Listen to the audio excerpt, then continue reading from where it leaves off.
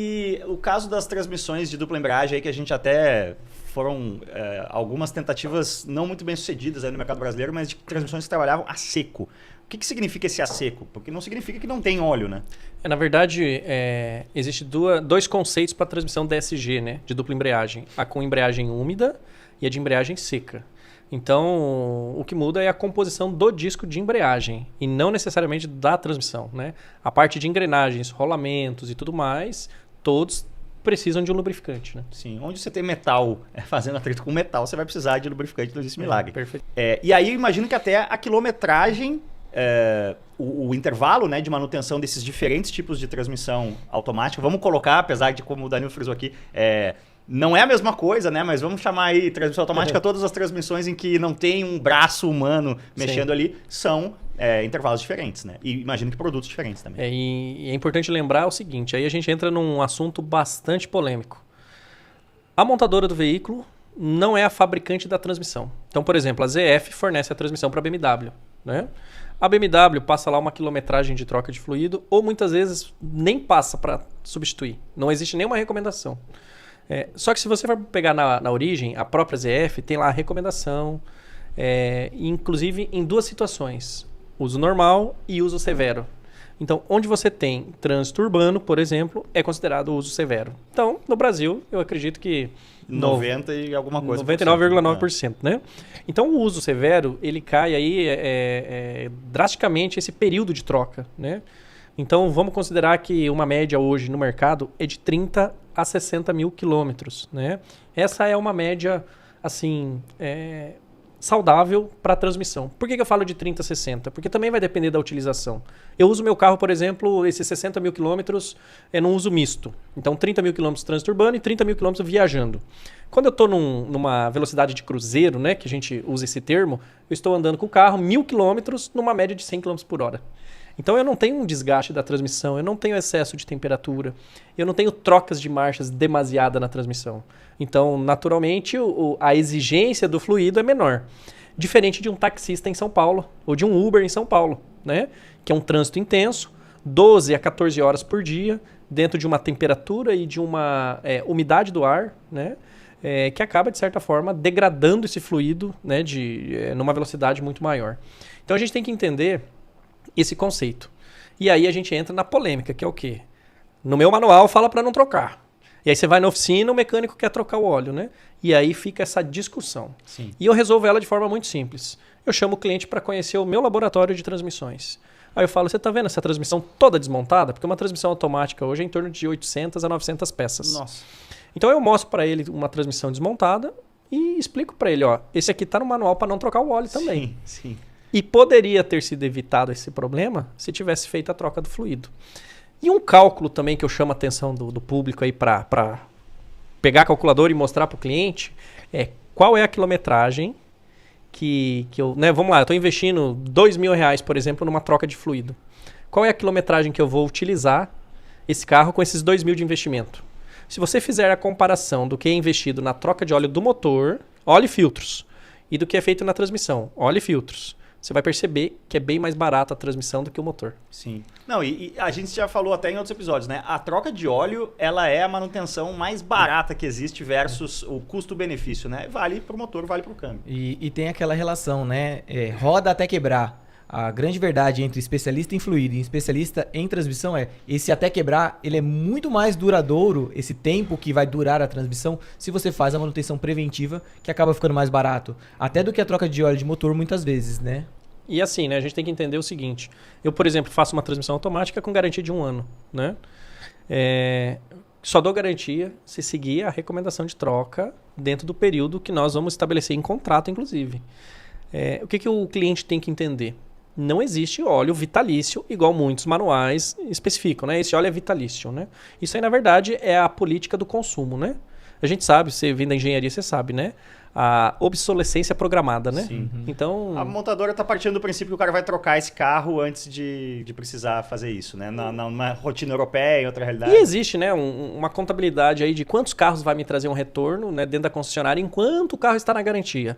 Saiu da garantia, eles não estão preocupados. Sim, sim. Né? Então, a transmissão automática hoje entra nesse assunto polêmico justamente por isso, porque a montadora fala uma coisa, o fabricante fala outra e o mecânico fala outra. E a gente tem uma cultura ainda recente no Brasil, né, desse tipo de transmissão. Inclusive, a gente falou no segundo episódio, né, sobre gestão de oficina e tudo mais, sobre como é difícil trazer, recrutar e treinar profissionais. Eu imagino, você falou, uma transmissão automática que tem 900 peças hoje em dia. Um negócio que a gente sabe que 20 anos, 15 anos atrás no mercado brasileiro era irrisório. Como é que você encontra esses profissionais e qual é o nível de treinamento que é preciso ter para poder abrir uma transmissão dessa? Ó, eu ensino sempre para os meus alunos e mentorados que quando você tem um problema, o foco é pensar na solução.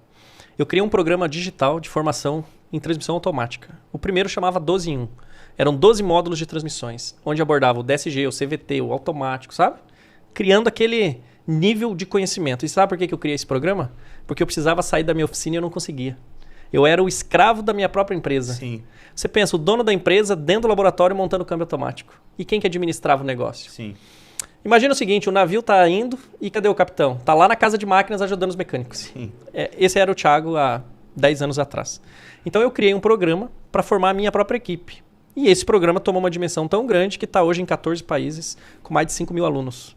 Né? Então, inclusive nós somos premiados na Hotmart já, diversos prêmios, né? Porque eu levei um programa de formação em transmissão. Hoje ele chama 22 em 1. Porque eu peguei as 22 transmissões mais problemáticas do mercado e eu montei um treinamento detalhado em cima dos problemas crônicos, como desmonta, como que monta, todo o processo. Criamos um material didático e manuais e trocas de experiências, criamos grupo de suporte. Então, eu criei uma infraestrutura de treinamentos para poder formar esses profissionais em transmissões automáticas. E também, além da questão de, claro, para você abrir uma transmissão automática, você tem que ter o curso, você tem que ter uma capacitação muito grande naquela transmissão. Mas mesmo as trocas de óleo, a gente sempre traz à tona a troca de óleo, porque tem muito mercado da loja de troca de óleo, né?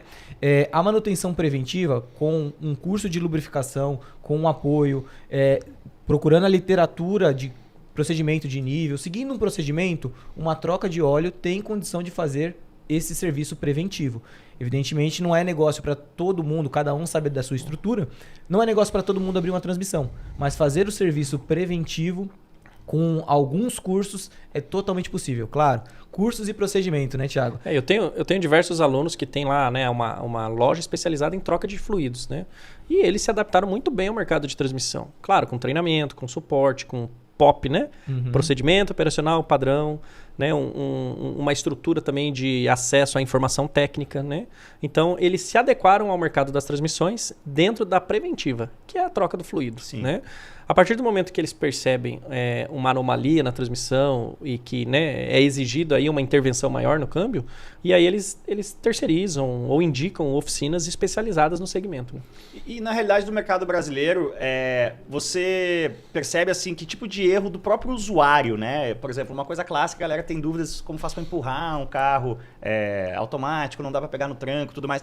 Essa falta de conhecimento dos próprios usuários acaba gerando avarias aí que em mercados como os Estados Unidos, que todo mundo está acostumado, talvez não aconteçam com essa frequência. É bastante comum a gente ter um problema assim, ó, que é corriqueiro. Primeiro, não saber utilizar a alavanca. A alavanca seletora de marchas, ela possui alguns recursos que evita a quebra da transmissão. Quer um exemplo? A S10. Vamos pegar a S10 aí 2014 em diante, né? Até 2023. É uma transmissão, 2022, né? É uma transmissão 6L50. Então ela é uma 6 marcha longitudinal com 50 kg de torque, ok? Essa transmissão, ela tem uma estratégia. Se todo mundo ilustrar na cabeça aí, vai lembrar lá, Park, R, Neutro e Drive, né? Em inglês fala Prindle, né? É isso. Então eu tenho as 4 posições e logo ao lado do Drive eu tenho um sinal de mais e menos, né? Que é onde você tem a seleção manual das marchas. A S10 tem uma estratégia. quando você precisa fazer força com ela, por exemplo, vou puxar um barco, vou sair num aclive muito acentuado, ou estou com uma carga muito alta na caçamba, enfim, eu preciso exigir um pouco mais do veículo. Numa fazenda, né, numa estrada irregular, atolou o carro. Caminhoneta é para uso severo, né? O que você tem que fazer? Puxar no drive, jogar no modo manual e dar um sinal de menos. Que ela engata uma primeira. Quando você está em drive, ela engata um conjunto de embreagem e aciona um conjunto chamado roda livre. E é uma roda livre mesmo, igual a catraca de bicicleta. Para um lado gira livre, para o outro ela trava. Essa catraca é usada em drive, para permitir conforto no carro. Quando você seleciona o modo manual e dá o sinalzinho de menos, ela coloca um freio junto com a roda livre. Ou seja, ela adiciona um conjunto a mais, é chamado freio de baixa e ré. O freio de baixa e ré vai tirar o esforço da roda livre. Sim. E aí o que vai acontecer? Você tem uma durabilidade maior na transmissão. Sim. Te pergunto. Quem sabe quem usa isso? Quem sabe utilizar esse recurso? Aí outra pergunta que eu já vou entrar com a resposta. Qual é o maior problema no câmbio da S10? A quebra da roda livre. Sim. Por causa disso. Porque os usuários não sabem conduzir. Então, na alavanca seletora, existem vários recursos, né? Tem vários modelos, né? Tem aquele modelo que tem o 3, o 2, o 1. Tem aquele modelo que tem o L, né? De low. Né? Então, é muito importante o usuário entender quais são os recursos que a transmissão automática disponibiliza para ele. Sim. Lembrando que essa informação que eu estou passando aqui está lá no manual, no porta-luva da S10. Essa questão da cultura ser bastante recente, né? Eu acho que o carro atual do meu pai foi o primeiro carro automático dele, né? E no começo ele deixava a mão ali, né? Pai, não precisa, pode tirar a mão daí que você não vai usar essa mão para cambiar nunca, né? Isso também gera desgaste, né? Na transmissão automática a gente não tem esse problema, né? O que não pode, na verdade, é você ficar movimentando ela com o carro em movimento, né? Porque dependendo aí da velocidade, né? Você pode ter aí um problema hidráulico na transmissão. Os carros modernos, a alavanca seletora já não tem ligação mecânica com a transmissão. Sim. Então, esse sistema eletrônico, né? Ele evita qualquer uso incorreto, né? Eu posso estar a 200 km por hora, engatar ré, que não vai acontecer nada, Sim. né? Então, não vai entrar, né? Mas vai depender do ano do carro. Se eu pegar lá uma Mercedes 76 automática, é perigoso. Se eu tiver 100 por hora, engatar ré, ela engata. Sim. É melhor não arriscar, não deixar a criança ali do lado para mexer na alavanca.